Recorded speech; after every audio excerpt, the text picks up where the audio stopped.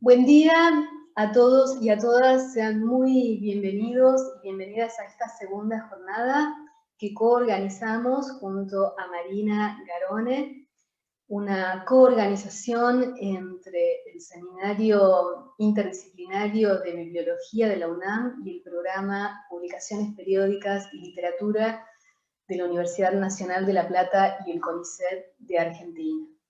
Así que es una jornada que tiene continuidad con la que realizamos hace 2 años en la Biblioteca Nacional de México. Y entonces lo primero es agradecer a estas instituciones que son el marco del encuentro y que además nos brindan apoyo técnico para la difusión, la realización y para que permanezcan las ponencias en la web durante bastante tiempo, luego de la realización.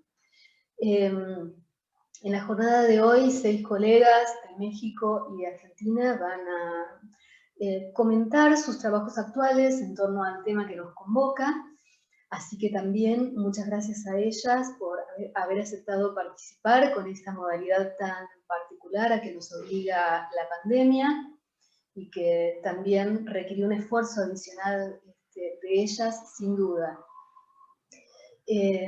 Bueno, esta modalidad virtual tiene la ventaja en compensación de que, como decía recién, las ponencias que estarán disponibles para más cantidad de gente y durante más tiempo en la web de nuestras instituciones, así que eso de alguna manera compensa un poco la falta de encuentro, entre comillas, real, que es siempre irreemplazable por lo que ofrece en su fluidez a los intercambios cara a cara en un mismo espacio. Esta segunda jornada, igual que la primera, se propone mostrar avances de investigación, algunos en estado ya casi concluido, otros podríamos decir como papeles de trabajo en curso, en torno a los entrelazamientos entre literatura, periodismo y materialidad en la primera mitad del siglo XX en Argentina y en México. La perspectiva latinoamericana contribuye a pensar nuestros objetos y problemas comunes, porque, como es sabido, estudiar la literatura de esa etapa supone considerar objetos y prácticas profundamente afectados por factores que fueron comunes a nuestros países. Aunque son muy conocidos, me permito recordarlos acá al comienzo de la jornada para tenerlos presentes, ¿no? En primer lugar, la tendencia en la primera mitad del siglo XX a la expansión del público lector y a la expansión de los impresos, particularmente publicaciones periódicas. Con esto, la profesionalización de los escritores que encontraron en estas publicaciones periódicas, diarios y revistas, muchas veces un espacio propicio para desarrollar su actividad, incluso como trabajo rentado en muchos casos, y para encontrarse con una cantidad mucho mayor de lectores. También, junto con esto, la entrada de los textos en la cultura mediática, que tenía entre sus varios rasgos característicos uno particularmente notable, que es la presencia muy intensa de la imagen. Estos, entre otros factores que, como sabemos, atravesaron las fronteras nacionales sin dejar de, o sin diluir los elementos diferenciales derivados, lógicamente, de los lugares donde estos procesos tuvieron lugar, se enraizaron y por lo tanto adquirieron también rasgos propios de su localización. Este proceso generó transformaciones en los sujetos, en las prácticas y en los objetos de eso que normalmente consideramos literatura.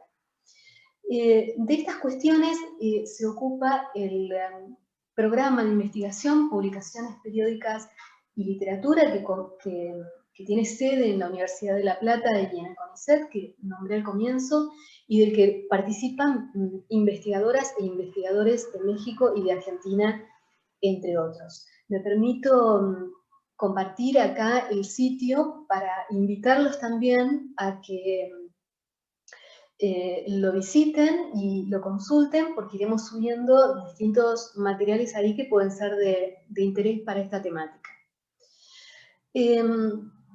Tiempo atrás era posible, cuando no frecuente, pensar la literatura centralmente desde la figura del autor y los proyectos literarios, dejando de lado muchas veces y sin considerar cuáles habían sido los contextos colectivos de producción, sin considerar cómo y dónde las letras habían adquirido un cuerpo material, que era el modo en que efectivamente llegaron a los lectores. Un conjunto de elementos que, digamos, que permiten pensar la literatura no solo en términos de producción, sino también de apropiación y de usos. Como sabemos, el medio periodístico fue un soporte fundamental para la difusión de la escritura y de las figuras de autor. Y esto tuvo consecuencias, ¿no? Entre otras, el predominio de la imagen en un medio rico en ilustraciones, fotografías, tipografías variadas, con diseños atractivos, muchas veces, y puestas en página que obligaron a la literatura a compartir espacio con avisos publicitarios y con materiales no literarios, o que habitualmente consideramos no literarios. Estos, creemos, son datos fundamentales para pensar la circulación efectiva de los textos impresos, los condicionamientos también que impuso a la palabra escrita, y por supuesto también las oportunidades, ¿no?, o ventajas que también ofreció.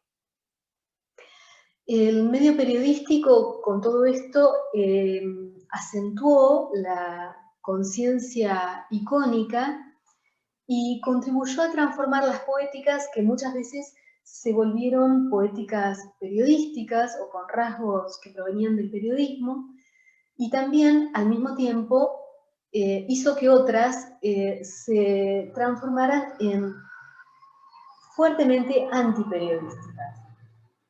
Particularmente ciertas zonas de la poesía, aunque no solamente, empezaron a pensarse como contrapuestas al ámbito del periodismo con su rotunda materialidad. Sin embargo, como sabemos, fue en la prensa que los textos estuvieron en general más disponibles para la lectura y también para la reutilización de los textos. Es posible pensar, y algunos lo han pensado, la página del periódico como un collage de fragmentos donde precisamente confluyen elementos muy diversos y se yuxtaponen de manera particularmente heterogénea, o creando una heterogeneidad que al mismo tiempo promueve formas de lectura tendientes al salto, el recorte y la reutilización. Parecido a lo que Macedonio Fernández llamó el lector salteado. También la prensa es una fábrica de fama a causa de la enorme difusión que brinda a las figuras autorales, a los proyectos literarios, a los libros que recién salen, a las colecciones que se ponen a la venta. Es también un lugar donde el discurso crítico se contamina del discurso de la publicidad.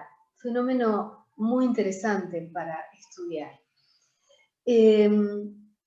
Por todo esto y mucho más, que nos llevaría mucho tiempo desplegar, es que la relación entre literatura y publicaciones periódicas se vuelve muy relevante para comprender un conjunto de elementos fundantes o centrales para la literatura. Formas de escritura y de lectura, la incorporación de lo visual en el imaginario literario, las transformaciones en el régimen de la ficción, incluso las encarnaciones, sin duda problemáticas, de la utopía vanguardista de conexión entre arte y vida, entre otros. Una riqueza de temas y de problemas que emergen en la confluencia entre literatura, periodismo y materialidad. De eso es que tratarán las ponencias que vienen a continuación y que invitamos a escuchar. Así que bienvenidos nuevamente y muchas gracias.